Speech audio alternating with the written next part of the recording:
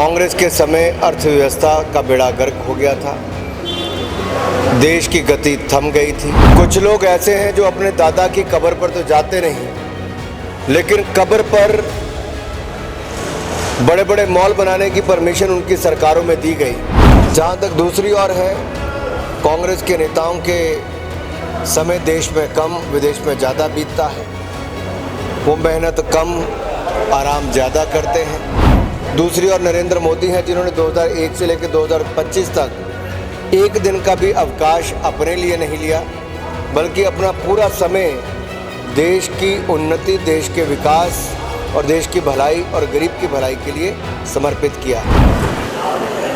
मैं धन्यवाद करता हूं आपका और प्रदेश की जनता का, जिन्होंने धूमल जी को अपनी दुआएं भी दी हैं, शुभकामनाएं भी दी हैं और इतना लंबा समय तक राजनीति में आशीर्वाद भी दिया और उनको काम करने का अवसर मिला हिमाचल के सभी क्षेत्रों में विकास करने के लिए। और ये जो जनता का प्यार कमाया, यही उनकी सबसे बड़ी पूंजी है। और आशा करता हूँ आज के दिन भी लाखों लोगों की दुआएं मिलेंगी और उनको स्वस्थ जीवन, लंबी आयु और प्रदेश की सेवा ऐसे करने का अवसर मिलता रहेगा। सर, गुजरात में कांग्रेस ने अपने अधिवेशन के माध्यम से जो है भाजपा को चुनौती दी है और साथ में महात्मा गांधी और सरदार पटेल की विरासत को भी शामिल किया है। कांग्रेस के अधिवेशन को लेकर आप क्या कहेंगे? 3 बार चारों खाने चित होने वाली कांग्रेस पार्टी, जो 3 चुनाव केंद्र के हुए या अन्य राज्यों के चुनाव हुए, वहाँ कहीं नज़र नहीं आई, क्योंकि कांग्रेस की बात पर लोग विश्वास नहीं करते। कांग्रेस के समय अर्थव्यवस्था का बेड़ा गर्क हो गया था, देश की गति थम गई थी, देश में आतंकवादी हमले होते थे। लेकिन 2014 के बाद जहां एक और जम्मू कश्मीर से धारा 370-35 से मुक्ति मिली, देश में आतंकवाद, नक्सलवाद को जड़ से ख़त्म करने का प्रयास मोदी सरकार ने किया। वहीं जो कांग्रेस के समय देश में हमला करते थे विदेशों से आकर भी, कांग्रेस तो रोक नहीं पाई। मोदी सरकार ने संभव करके दिखाया कि उनका विदेशों से वापस लाकर अब सज़ा हिंदुस्तान के कानून के अनुसार दी जाएगी। तो अब्बुर राणा को कांग्रेस होती तो कभी संभव ना होता, लेकिन मोदी है तो मुमकिन है। इसीलिए लोगों का विश्वास एक बार नहीं, बार बार नरेंद्र मोदी जी पर और भारतीय जनता पार्टी पर है। जहां तक दूसरी ओर है, कांग्रेस के नेताओं के समय देश में कम विदेश में ज़्यादा बीतता है।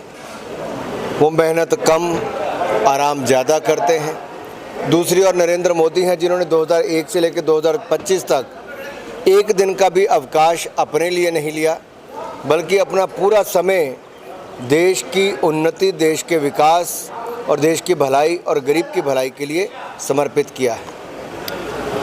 सर, राहुल गांधी जी ने कहा कि वक्फ बोर्ड का जो कानून बना है वो संविधान पे हमला है और रिलीजन पे भी ये आगे के लिए हो सकता है। कुछ लोग ऐसे हैं जो अपने दादा की कब्र पर तो जाते नहीं, लेकिन कब्र पर बड़े बड़े मॉल बनाने की परमिशन उनकी सरकारों में दी गई। वक्फ बोर्ड पर कुछ मिर्ची कांग्रेस के नेताओं को लगी।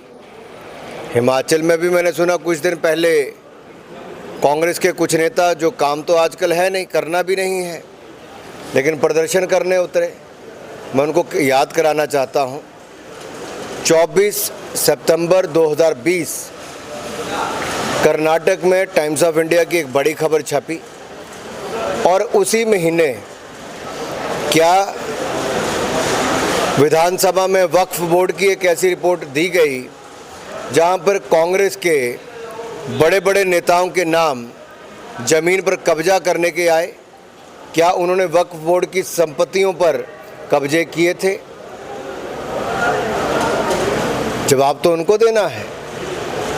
और ये वो लोग हैं जिन लोगों ने एक नहीं अनेकों संपत्तियों पर कब्जे किए हैं। वक्फ की ज़मीन का काम क्या किसी स्कूल बनाने के लिए किया गया? क्या अस्पताल बनाने के लिए किया गया? क्या बाकी जन सुविधाओं के लिए किया गया? नहीं। आईटीसी विंडसर मैनर, जो बेंगलुरु में एक बड़ा 5 स्टार होटल है, क्या 12,000 रुपये पे उसकी ज़मीन देनी चाहिए थी जो अरबों रुपये कमाता हो? दूसरी तरफ से ऐसी अनेकों ज़मीनें जहाँ पर कौड़ियों के दाम या दे दी गई या कब्जे कर लिए गए। ये वक्फ की ज़मीनें जो मुस्लिम समुदाय की महिलाओं के, बच्चों के, उनके लोगों के काम आनी चाहिए थी, जो 2 लाख करोड़ रुपए से ज़्यादा की ज़मीन हो, जहाँ पर सालाना कमाई और सच्चर कमेटी की रिपोर्ट के हिसाब से 12,000 रुपया 2006 में आनी चाहिए थी। कितनी?